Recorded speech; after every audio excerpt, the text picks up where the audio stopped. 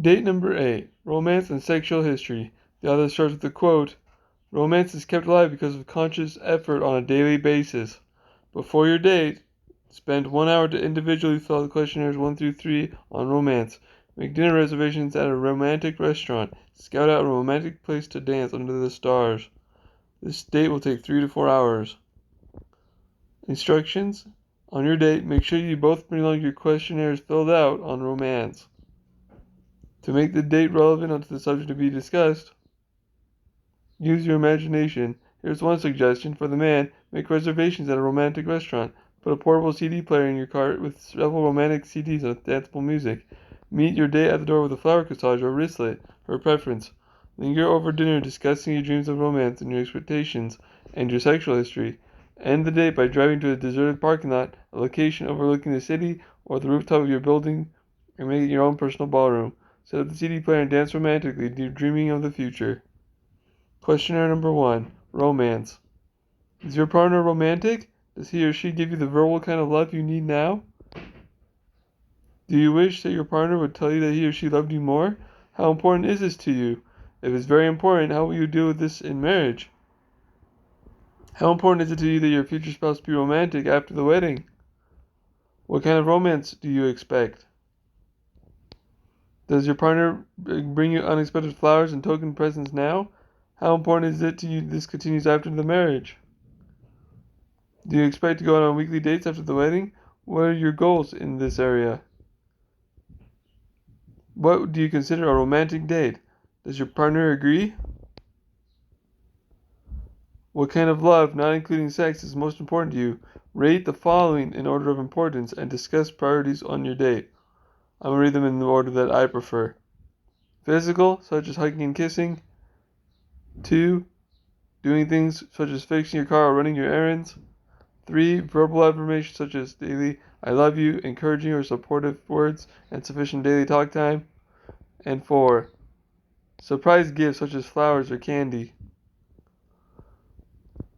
Is your partner interested in what you have to say?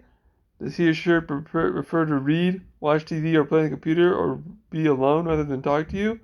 If you do not feel that your partner talks to you enough now, talk about how you can resolve this issue on your date. Do you think your partner has unrealistic expectations about romance? Explain. Do you feel that your expectations about romance are reasonable? Are you concerned that your partner might not have the desire or inclination to satisfy your needs? What can you do to ensure the level of romance you expect in your future marriage? Questionnaire number 2. Past relationships. Are there any past relationships in your life that are still unresolved? Have you been married before? Describe in detail. I have not been married before. Are you still in love, in any way, with anyone from a previous relationship? Describe your feelings. Are you marrying on the rebound from another relationship? What didn't work then, and how have you resolved the issue in your new relationship?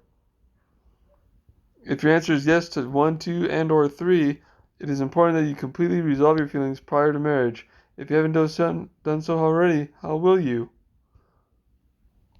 Have you told your partner about past relationships? Will the past have any negative effect on your relationship with him or her? Do you have any problems with jealousy?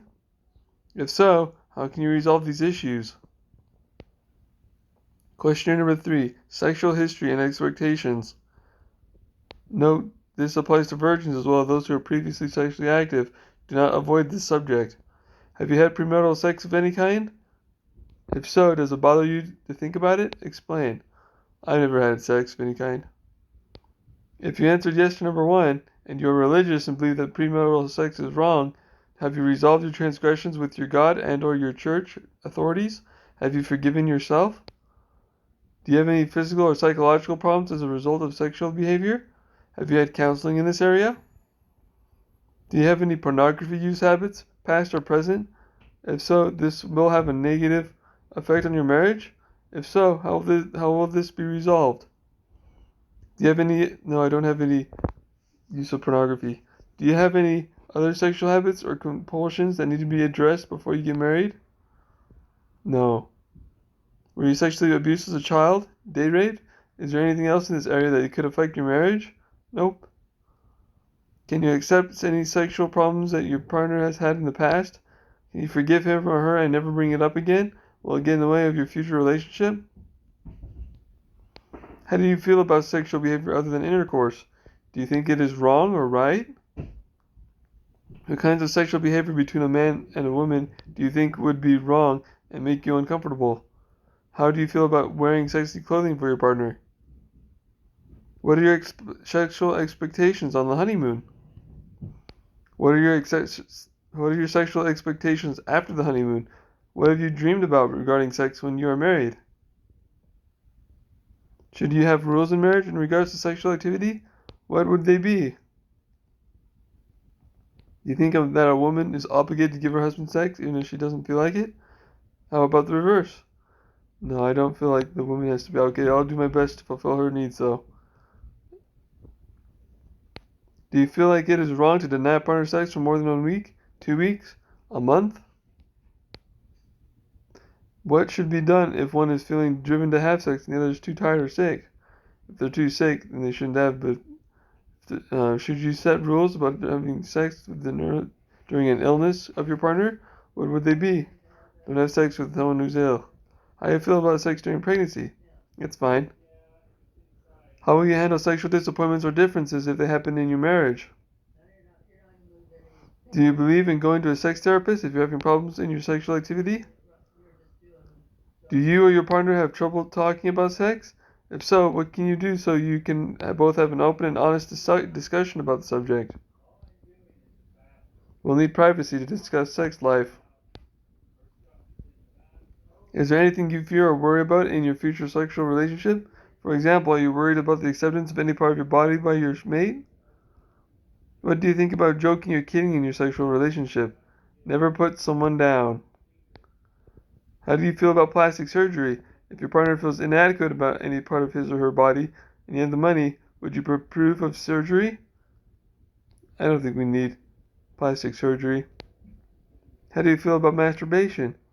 Is there any time in a marriage that you feel that it would be appropriate? No. Do you or your partner have sexual fantasies? Are they realistic? If appropriate, how will they be satisfied? Have you ever had a homosexual experience? How long ago? How often? Nope. I haven't had this homosexual experience. Are you in any way confused about your sexuality? Do you have any same-sex attractions? Nope. Questionnaire number 4. Fill out this questionnaire if you have been divorced. In what ways were you not compatible with your former spouses? Be specific. List the common points of conflict that were recurring in your former marriages. Be specific. Describe in detail how you dealt with each point of conflict. How did your former spouse deal with each point of conflict? What would you have liked to see happen in your former marriages to resolve your differences and points of conflict? List a common communication problem you had with your former spouse or spouses that is different from the answers to the above questions. Describe an actual story example of the problem. Describe how you handled it. What things did you like about your former marriages and hope to have in your next marriage? When your former spouse or spouses did something you didn't like in your previous marriages, what did you do? What did you say? How did you handle it? Give a detailed example. In what ways do you wish your former spouses would have given you the kind of love that you needed? Be specific. What are your expectations for receiving kind of love that you need from your next marriage? Be specific. Did you seek counseling for the problems in your previous marriages? If so, what did you learn? Be specific. Always be detailed. Concepts to consider. Romance is very important in healthy marriages. Keeping it alive requires constant attention. Patterns are set during courtship. If your partner doesn't talk much to you now, he or she might do less often after you are married. Talk time is essential in marriage because it is during that time that problems are resolved and your relationship is deepened. During courtship, start a pattern of healthy conversation. That means that you'll have to plan dates that allow talking. Movies and watching television are the worst dates for this purpose unless you plan discussions after viewing. Another critical area that ensures romance after marriage is the quality and quantity of your dating. If you're just hanging out with your partner, you are missing opportunities to get to know each other better through meaningful experiences. If you develop habits during courtship of interesting dates, you'll most likely follow the same pattern after marriage. Remember, if you are still in love with another person or have unresolved romantic attachments to him or her, delay the wedding until you deal with these issues. If you don't, it is not fair to your partner and your future together. It takes love and patience to help your partner open up about past relationships.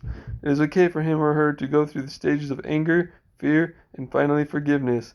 Be sure to listen, reassure, and always thank him or her for sharing his or her feelings. Never judge. This kind of love will break down walls and create trust. Then ask yourself if you have given your partner enough space and time to heal emotionally from his or her past love. After this process, discuss what you both might do if some past love shows up in your life again. Because the internet makes it so much easier to find people from the past, unplanned reunions have become a common marriage breaker. A strategy thought out ahead is a good idea. Michelle thought it was over with her ex-boyfriend Mark. He had dumped her for another woman. Now she was married to Tom. They never talked about his or her previous relationships. 2 years after the wedding, Mark reappeared in Michelle's life. He told her they made a terrible mistake and that she was the only woman that he had ever loved and ever would love. Michelle was blown away. All of her old feelings came to the surface. They hugged and kissed and promised to get together. Michelle returned home and broke the news to Tom, who was shocked. Why hadn't they talked about her unresolved love for that old boyfriend? He never would have married her if he had known. Now it was too late and the divorce was inevitable. Remember, if you're struggling with any sexual issues, it is important that you seek professional counseling. This area is especially difficult if you're currently having sexual relationships with your partner. I recommend that all sexual activity, except kissing and hugging, be avoided until marriage. With clear minds and emotions, you will be better able to discuss this critical area. Abstinence actually improves everything about your premarital relationship, so you can truly see what is important. Understanding how each of you feels about the subject of marriage is critical. If you have any serious physical or psychological issues about sex, it is best to get professional advice. Remember, talk about everything before you marry. Do not leave one stone unturned. After the date, jot down what did you learn new. If you have any unresolved differences or conflicts, what do you have planned for resolution? Record in your journal your reactions to the evening. Did you or your partner reveal anything new to you? Did any of the revelations shock you? Did you solve any issues? If not, what did you do? It is never too late to delay marriage to work on what is important, especially if you are feeling confused and unhappy. Remember, when it is right, you will feel peace and know in your heart and mind it is right.